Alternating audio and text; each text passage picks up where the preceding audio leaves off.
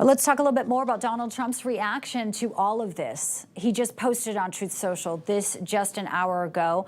Because of this communist left rhetoric, the bullets are flying and it will only get worse.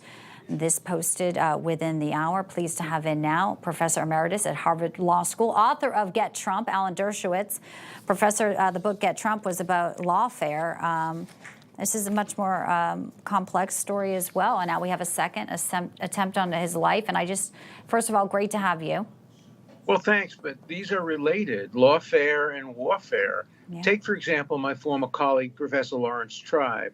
During the impeachment efforts, he said, when you shoot at Trump, you must shoot to kill. Rhetoric like that is easily misunderstood, even if he meant it in a symbolic way, by violence-prone, unstable people. Tribe also compared Hitler to Trump, at least in terms of their speech styles and their facial and hand gestures. MSNBC constantly makes references to comparisons to Trump and Hitler. And remember, we praise people who tried to assassinate Hitler and tried to prevent the Holocaust from occurring. We honor such people.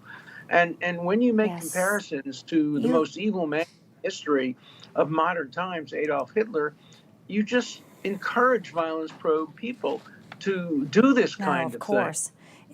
thing. And you recently left the Democratic Party. You talked about breaking with them, Alan Dershowitz, and that's, significant, Professor.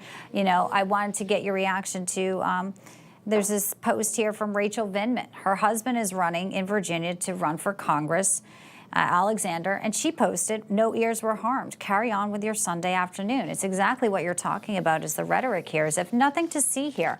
A person just tried to take out Donald Trump for the second time. And it seems that not only is it the liberal media, the left-wing media, you have people in, these positions who think it's okay to make a joke about this. That seems to be we've gone too far as a nation here when you have that type of talk. No, I agree, but I think the more dangerous thing is when you get disturbed people who think they'll be honored and appreciated if they kill Trump, and they would be. If this person had managed to succeed, or the previous person had managed to succeed, there would be some who would honor them, maybe not publicly, but among their friends. And otherwise, why would this potential assassin have brought a video camera? He thought he'd be a hero if he were able to successfully prevent Trump from becoming president. And so, I think this attempt to make comparisons between horrible people of the past, like Hitler, and Donald Trump, really encourage this kind of violence. Jokes are one thing. They just show terrible bad taste. But when you use violent rhetoric, it can really encourage people to engage in violent actions.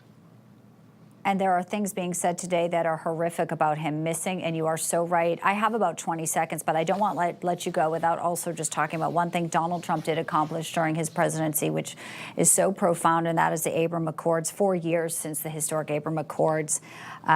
And here we are with Israel fighting for its existence. I mean, just give us a few seconds, if you can, in our parting moments here, Professor Dershowitz.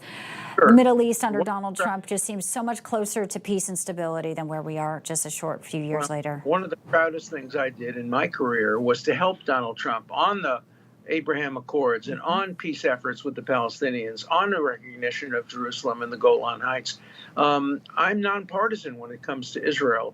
And what I'm afraid of is that the Democrats have moved away from Israel, just as Trump has moved closer to support for Israel. That's one of the reasons that I have left the Democratic Party. Just one. There are many.